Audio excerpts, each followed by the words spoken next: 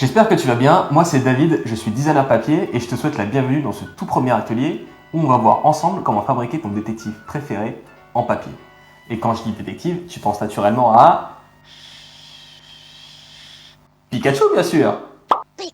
Non sérieux, t'as vu le dernier trailer qui est sorti pour Détective Pikachu? Ils vont faire un film Pokémon avec un Pikachu qui parle. Bon, il sera doublé par Ryan Reynolds du coup, ça je peux leur pardonner. Or I will electrocute you.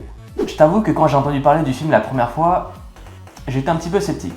Mais en voyant les premières images, je suis quand même chaud. Ils ont quand même adopté une direction artistique qui est vachement proche du matériau d'origine. Je veux dire, les Pokémon ont une tête de Pokémon. Et quand tu vois à quoi ressemblent ces langues, je te laisse imaginer la gueule qu'aurait Poutou.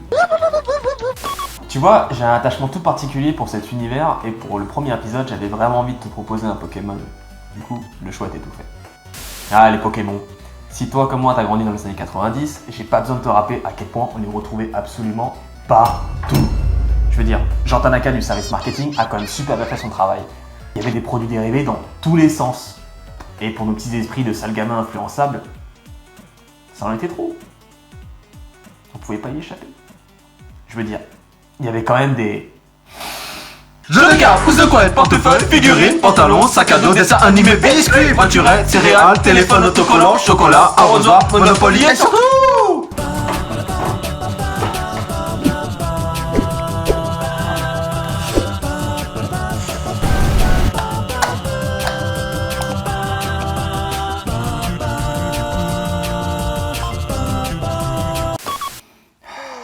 J'en ai des frissons. Bref, après tout ce blabla, il est temps de passer aux choses sérieuses. On part donc sur un Pikachu de type plutôt mignon. J'ai envie que tu puisses exposer fièrement ton nouveau meilleur ami. Et comme il était à peu près la taille d'un chat, je me suis dit que ça pourrait être sympa de le faire regarder vers le haut. Je l'ai également mis dans une position assise, t'as vu? Comme ça, il sera plus stable et tu pourras le mettre sur ta table basse, dans un coin de ta chambre, ou encore sur le toit de ta voiture. Ça, je ne te le recommande pas, mais après tout, tu fais ce que tu veux. En ce qui concerne le matériel, tu auras besoin d'une règle, de préférence en métal, d'une paire de ciseaux, d'un cutter, d'un scalpel, d'un tube de colle en gel, de la colle blanche ou d'un rouleau de scotch adhésif double face de 5 ou 6 mm. Tu auras également besoin d'un outil pour rainurer, pour faciliter le pliage en gros, d'un marqueur noir, de feutres de couleur et enfin d'une bonne tasse de thé, parce qu'on va être ensemble pour un petit moment. En ce qui concerne les papiers, il te faudra 11 feuilles jaunes, une feuille marron, une feuille blanche. Et si tu as des chutes de papier dans les teintes rouge, rose, ça pourrait servir. Tous ces papiers sont en format A4 et je te conseille vivement de prendre des feuilles avec un grammage de 250 grammes minimum. C'est à peu près l'épaisseur d'une feuille canson. Maintenant, je t'invite à te rendre sur mon site afin de télécharger les patrons. Je te laisse le lien dans la description. Tu peux ensuite imprimer les différents PDF en chargeant les bons papiers dans ton imprimante. Comme je suis un gars sympa, je t'ai également mis le nombre de feuilles dont tu auras besoin pour chaque couleur dans le nom du PDF. Une fois que tout est imprimé, on peut passer à l'étape suivante. Il est temps de dégainer ton outil pour rainurer. Ici, j'utilise un plioir, mais si tu n'en as pas, tu peux très bien utiliser un couteau à bourreau, ça marchera très bien. Avec l'aide de ta règle, trace le long des lignes en pointillés et en trétillés afin de marquer le pli. Ça devrait te donner quelque chose comme ça. Il ne te reste plus qu'à faire la même chose sur toutes les feuilles. On peut maintenant passer au découpage, et pour cette étape, tu pourras utiliser l'outil que tu préfères, à savoir une paire de ciseaux, ou encore le combo règle en métal et cutter. Là, c'est à toi de voir. Tu feras attention quand tu vas découper à bien suivre la ligne de contour noir.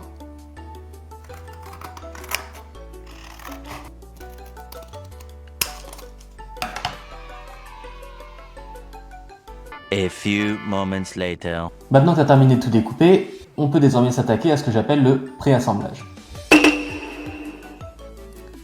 Ce que tu vas devoir faire maintenant, c'est de prendre chacune de tes pièces, les retourner et venir appliquer du scotch double face sur chacune des petites languettes. Tu peux utiliser un ciseau ou encore un petit cutter.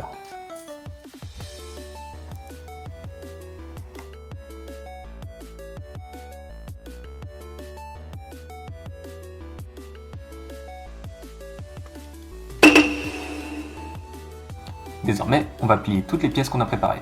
Et fais attention, il y a un sens. Sur les traits tillés avec les cirets, plie vers le haut. Sur les lignes en pointillés avec le cercle au milieu, plie vers le bas.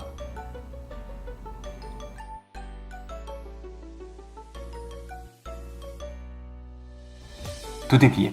Il est finalement temps de passer à l'étape la plus cool. Comme tu as pu le remarquer, il y a plusieurs numéros au dos de tes pièces. Les petits indiquent où tu dois coller chaque languette.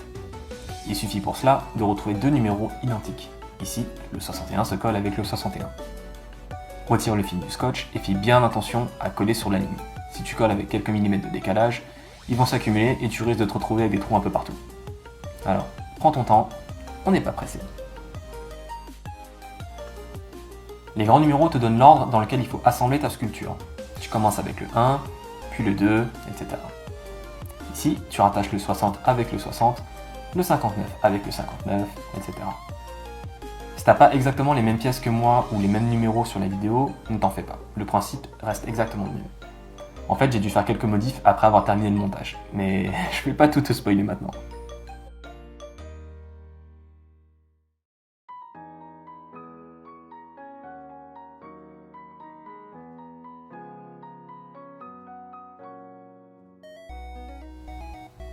Bon là, comme tu peux le voir, je viens de terminer d'assembler les oreilles. Pour les raccorder à la grosse pièce numéro 1, c'est pas très compliqué. Prends juste soin de regarder que les numéros correspondent, puis passe juste les languettes de l'oreille à travers le trou pour pouvoir les coller.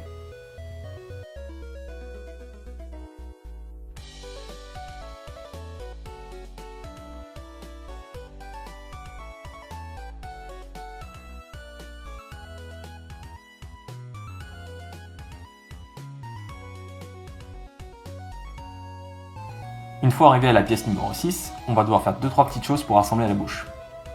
Tout d'abord, découpe en suivant les lignes noires avec ton cutter ou ton scalpel.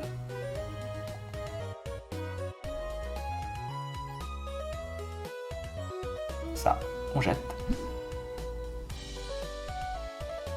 Pour l'intérieur de la bouche, deux options s'offrent à toi. Tu peux soit colorier la pièce numéro 6' avec des feutres, soit utiliser des papiers dans les teintes rouges et roses afin d'avoir un résultat un peu plus vif. Colle-la à l'intérieur de la pièce numéro 6 jaune. Et voilà, ton Pikachu a une bouche.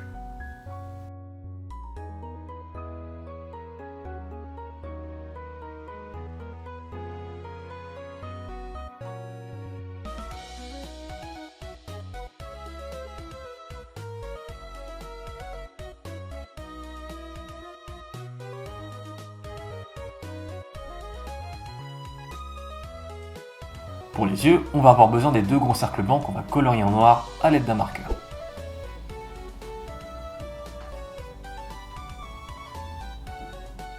Puis, on va venir les coller sur la tête. N'oublie pas de plier les yeux, la ligne de pli va t'aider à trouver l'endroit où les poser.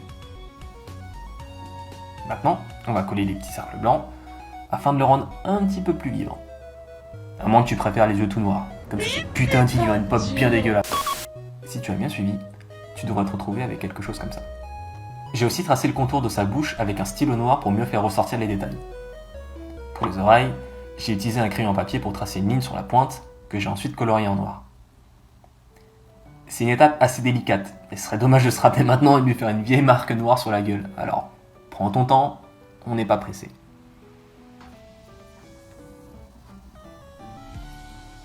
Et enfin, pour finaliser ces petites bouilles, il ne nous reste plus qu'à s'occuper des joues. Encore une fois, tu peux les colorier ou bien utiliser un papier rouge. Comme pour les yeux, utilise les lignes de pli afin d'orienter ses joues. En principe, elles devraient se caler sans trop de problèmes. Et ça y est, on a fini la tête. Ça vaut bien une célébration, non ?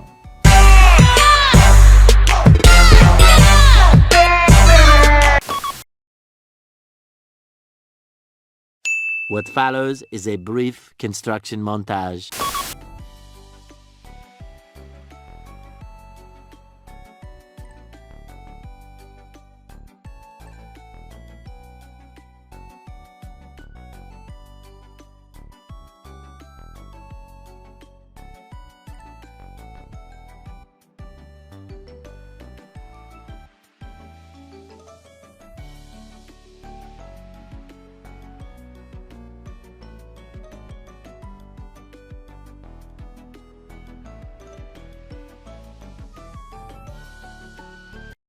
We hope you enjoyed this brief construction montage. La queue est peut-être la partie la plus galère à monter. Les languettes sont assez longues et certains uns rendent difficile l'accès pour tout bien agencer. Mais je crois en toi. Tu vas y arriver. Pour l'extrémité marron, je te conseillerais d'abord de coller le haut de la pièce, en raccordant les languettes jaunes avec la ligne en dessous des pics sur la pièce marron.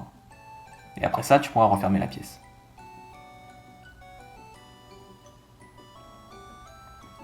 Pour les deux rayures, positionnez de sorte à ce que les lignes de pli se raccordent aux lignes sur la partie jaune.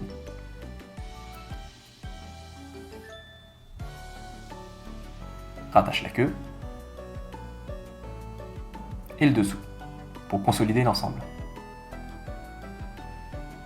Ah oui, je te conseille aussi de mettre un petit bout de scotch par ici afin de sécuriser la queue. Et après toutes ces heures de travail, tu peux enfin être fier de toi.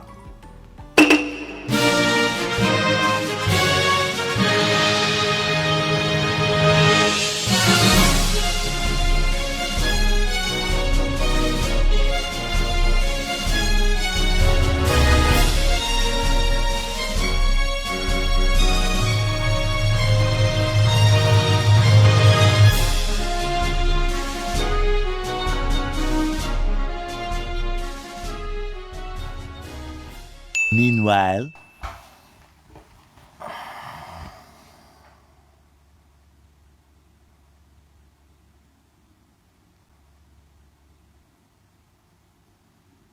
Il est quand même vachement plus gros que prévu. Je l'imaginais pas aussi gros dans ma tête. Il n'y a plus qu'à recommencer. Bon, comme tu as pu le voir, notre Pikachu s'est avéré être un petit peu plus balèze que prévu. J'ai donc refait le fichier afin de corriger ce problème de taille et j'en ai profité pour faire quelques modifications. J'ai simplifié la pointe de l'oreille, comme ça t'auras pas à tracer la ligne au crayon comme j'ai pu le faire. T'auras juste à colorier les pièces 1 et 2 de chaque oreille. J'ai également changé le bas de son visage que j'ai resserré un petit peu. Je sais pas, il y avait un truc qui me perturbait. Tu vois, comme quoi, il est super important de faire des prototypes. C'est comme quand t'achètes un canapé pour ton salon et que comme un aigri, tu te rends compte une fois devant ta porte qu'il passe pas, tu vois. Mieux vaut faire les choses dans le bon ordre. Voilà, là je pense qu'on est pas trop mal. a little longer than a few minutes later.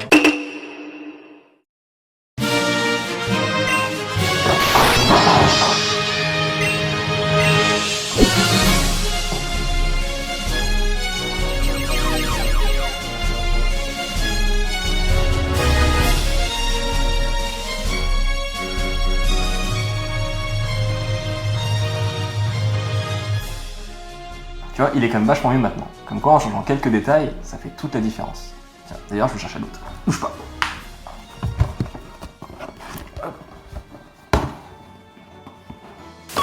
Et voilà, l'atelier est maintenant terminé. J'espère que tu auras pris tout autant de plaisir que moi à réaliser ce Pikachu. En tout cas, ça m'a rappelé énormément de souvenirs de mon enfance. Et si jamais toi aussi tu as des histoires ou des anecdotes à me raconter à propos des Pokémon, n'hésite pas à me les lâcher en commentaire. Ça me ferait super plaisir de lire tout ça. Tu peux aussi m'envoyer les photos sur Instagram ou sur Facebook une fois que tu auras fini ton Pikachu.